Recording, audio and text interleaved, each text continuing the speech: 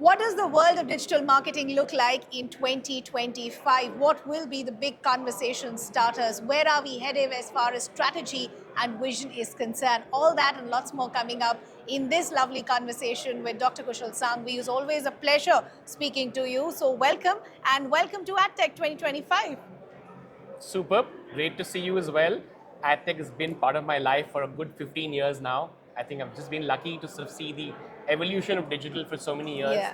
And great to sort of see from the time that we were trying hard selling digital to the fact that we're saying now we're 60% of all media spends. Absolutely. So a lot has been accomplished and I think still more to go. Yeah. And still more to go, I think, from the fact of, I think, clearly because we're looking at digital only from a lens where it is just kind of become omnipresent. Yeah. But still, I think we have 200 million people who don't have phones yet. That's the piece. We don't have people perhaps in the smallest villages who are still getting there as well. Yeah. So I think the opportunities really is to look far beyond those markets, look at tier 3, look at tier 4, look at all of that, understand their nuances, and I think digital is already cutting them in many ways, but that's where the opportunities are going to be for sure. Yeah, so you have to look as far as deeper penetration is concerned. But great, I think that's a great starting point for me because we're talking at a confluence of digital marketers, right? So let me begin with you. What do you see as the biggest trend shaping digital marketing for 2025? I will not at all say the word AI because Okay. I'm sure you've heard this from I've heard that at from least since morning. too many people since the morning.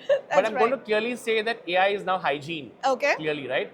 But if we are going to sort of say digital, maybe we need to look at it in a way which is going to win consumer love Yeah. and is going to sort of, I think, be able to engage with those people.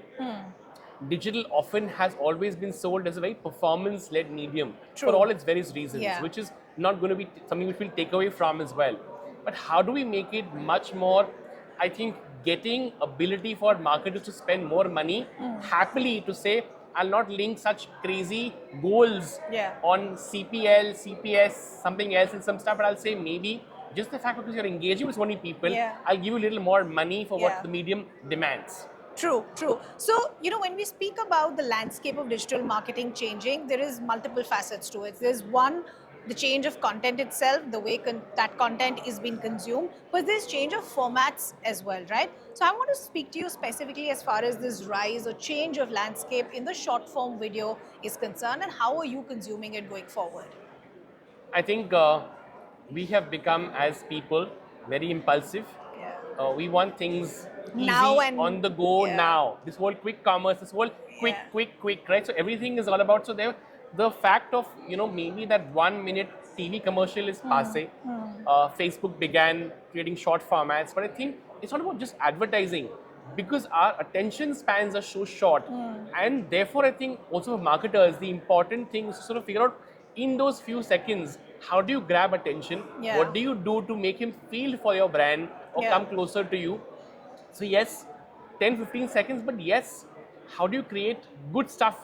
I think the quality, what we need to discuss is how do you create magic in those 10 seconds? It's not about just getting the brand logo. True. It's about making the first suddenly feel like I've got a goosebumpy feeling even in 15 seconds. Yeah. So it's more about impact, right? Yes. Yes. So also, but help me understand, when we speak about change of content format, we're also speaking about the rise of vernacular, right? The rise of regional content, rise of regional content creators, hyper-local strategies. How do you see that being integrated going forward? I'm a firm biggest believer for too many years in the power of what we now flippantly use as Bharat. Yeah, but I think that's really where the magic is. That's where the hinterland has opportunities. That's really, I think, the space which is already been there. But I think thankfully we're acknowledging that. And because a country like India has so many languages, ethnicities, cultures, all of that, and we love to express as Indians, right? So I think whether it is through our way of consuming content, by whether it is fashion, by what we wear, by what we consume, our food, and all of those things as well, I certainly believe today that a local influencer in a tier 3 town can do more magic for a brand actually than using the biggest macro influencer. I do believe that, for example, that if brands want to really get to those tier 3, tier 4, they need to be able to speak to them in a language which they'll understand. So which is why companies like Unilever or ITC or any for that matter, which is to go into the tier 3, tier 4, needs to understand that power of Kulu, something else, whatever, all those languages, and create content, create marketing in those story formats. Yeah. Before I move to a very fun rapid fire, I do have to ask you this, right? Because we're talking about the vision for 2025. There is also stringent laws. There is more increased focus on data privacy. How do you see all of that also shaping marketing strategies going forward? I think we've just about begun and scratched the surface on data privacy in our country. We're not anywhere closer to what Europe is. But I think some rules and regulations will come into place as well. I think it's only for the benefit of a country like ours to sort of put that. Also, it puts element of making sure that advertising goes in the right channels, advertising which sort of goes in places, you kind of know it's relevant for that audience. So I think it's a need of the hour to sort of have some of those things coming into place for sure. At the same time, I think, because we're also a country which is very high on social media, extremely high on video consumption, I don't think we need to put cogs in the wheels and put too much of rules, regulations as far as content creators are concerned. Because it kind of just takes away from the fact of being a warrior and being someone who can consume or even create content. True. Okay, now time for a fun rapid fire, right? So I'm going to ask you, you'll have to give me one word or your experience. Okay? So what does AdTech mean to you? Wow. Oh, lovely. Okay. What does the experience at AdTech mean to you? Super wow. Oh, lovely. How do you like the new venue?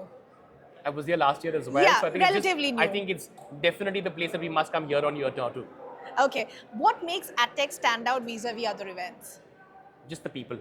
How lovely. Okay, last question to you. Will you recommend AdTech to a friend? And if yes, why?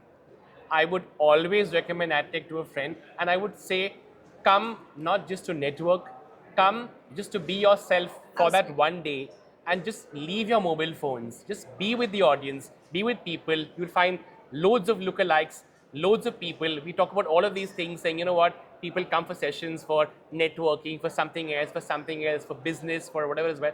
Just come. You'll feel so good. You'll feel this is your home in the digital universe. How lovely. Lovely speaking to you. Thank you so much for taking out the time. Absolutely a pleasure. And have a brilliant rest of the day too as well. Thank you so much. My pleasure.